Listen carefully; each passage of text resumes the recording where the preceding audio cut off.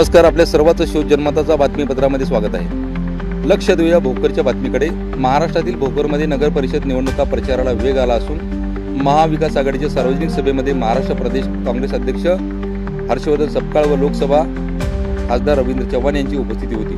सभेमध्ये त्यांनी माजी मुख्यमंत्री अशोकराव चव्हाण यांच्यावर जनतेची फसवणूक केल्याचा घणाघात आरोप केला।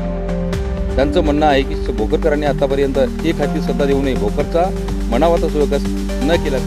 नमस्कार, मी राजेश चंद्रे, शोध न्यूज मराठीसाठी भोकरवरून। महाराष्ट्रभरामध्ये नगरपालिका नगर परिषदांच्या निवडणुकाची रणधुमाळी चालू असताना भोकरवर संपूर्ण महाराष्ट्राचं लक्ष लागलेलं आहे। भोकर मतदारसंघ, भोकर नगर परिषद माजी मुख्यमंत्री अशोक चव्हाणांचा बालेकिल्ला म्हणून ओळखला जातो। या ठिकाणी गेल्या अनेक वर्षापासून नगर परिषदेवर काँग्रेसची सत्ता आहे आणि याही पुढे काँग्रेसची सत्ता राहणार। या ठिकाणी बोलताना राज्याचे काँग्रेसचे अध्यक्ष हर्षवर्धन दादा सपकाळ हे म्हणाले। आज भोकर येथे काँग्रेसच्या वतीने सभा घेण्यात आली। प्रचार सभेमध्ये रवींद्र चव्हाण यांची उपस्थिती होती। त्यावेळेस अनेक विषयाच्या मुद्द्यावर, अनेक नगरपालिकेच्या मागासलेल्या मुद्द्यावर हर्षवर्धन सपकाळ यांनी एक बोट ठेवलं आणि भोकरचा विकास कसाच झाला नाही।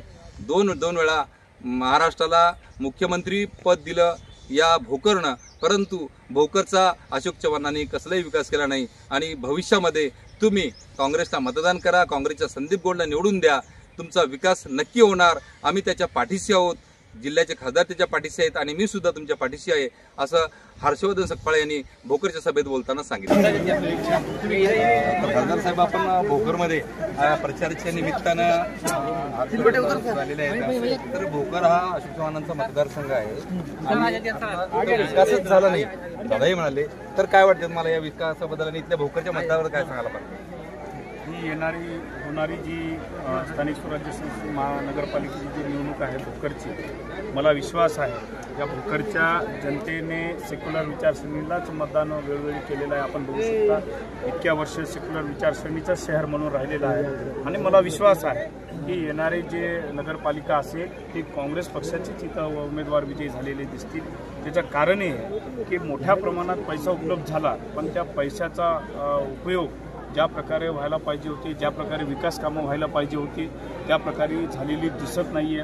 बऱ्याच गोष्टीच्या उणिवा या ठिकाणी दिसत आहेत। आम्ही आमच्या जाहीरनाम्यामध्ये त्या उणिवा भरून काढण्याचं मनोदय आणि वचन या भोकरच्या जनतेला देत आहोत।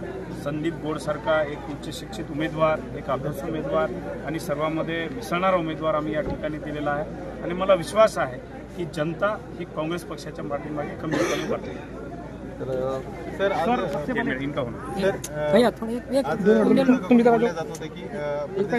भोकर सोडून थेट नायगाव थेट किनवटला जाणार आणि भोकरला वगळणार अशा चर्चा विरोधकाकडून आज केल्या जात होत्या, पण आपली अचानक भेट आणि सभा।